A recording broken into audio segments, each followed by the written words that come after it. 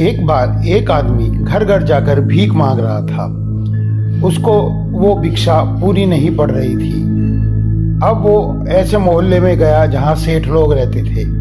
अब वह वहाँ भीख मांगने लगा, लेकिन तब भी उसका दान पात्र खाली रहता। अब वह राजा के पास गया। राजा से कहा, राजा मेरा दान पात्र नहीं भरता, हे राजन इस दान पात्र को भर दो। राजन ने कहा, ये तो मेरे बाएं हाथ का खेल है। और राजन ने आदेश दिया कि इस दान पात्र को भरा जाए। लेकिन यह क्या, सारा खजाना खाली हो गया, लेकिन वह दान पात्र भरा ही नहीं। इधर से डाल उधर से डाल, सब कुछ। रानियों ने अपने जेवर भी डाल दिए, राजा ने अपनी अंगूठी भी डाल दी, उसके बाद भी दान पात्र नहीं भरा। जो राज दरबारी थे उन्होंने भी अपने घर घर से लाके जो भी उनके पास था, सोना चांदी पैसा, सब उस दान पात्र में भरने लगे। लेकिन ये क्या, दान पात्र तो खाली।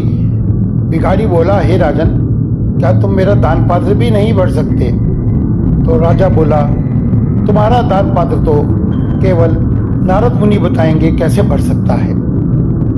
वह आदमी नारद मुनि के पास पहुंचा।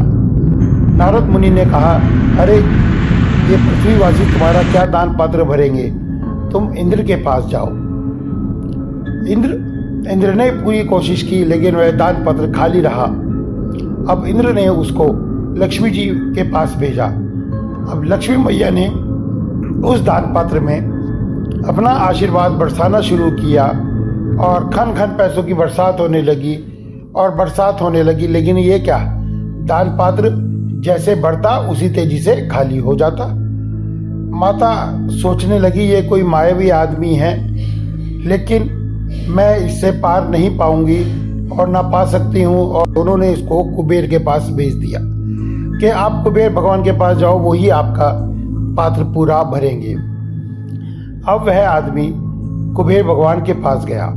कुबेर भगवान ने कहा, अरे तुम इधर उधर धक्के खा रहे थे, सीधे मेरे पास आ जाते, तुम्हारा दान पात्र मैं भर देता। और कुबेर ने खुशी खुशी उसका दान पात्र भरना शुरू कर दिया। लेकिन ये क्या, दान पात्र अब भी खाली। अब ये तो बड़ा विचित्र हुआ कि ऐसा कैसे कि सब इसके अंदर इतना पैसा भर रहे हैं, इतना धन दौलत भर रहे हैं, फिर भी ये दान पात्र खाली। अब सबने नारद मुनि जी से यह सवाल किया, नारद मुनि ये क्या तुमने हमारे पीछे बला लगा दी, ये ऐसा आदमी तुमने हमारे पीछे लगा दिया जिसका दान पात्र भरता ही नहीं, बताइए क्या करें? तो नारद मुनि बोले, भैया इसका दान पात्र कभी नहीं भरेगा। प्रभु आपने इसका दान पात्र जो देखा है, आपने देखा ये दान पात्र क्या है?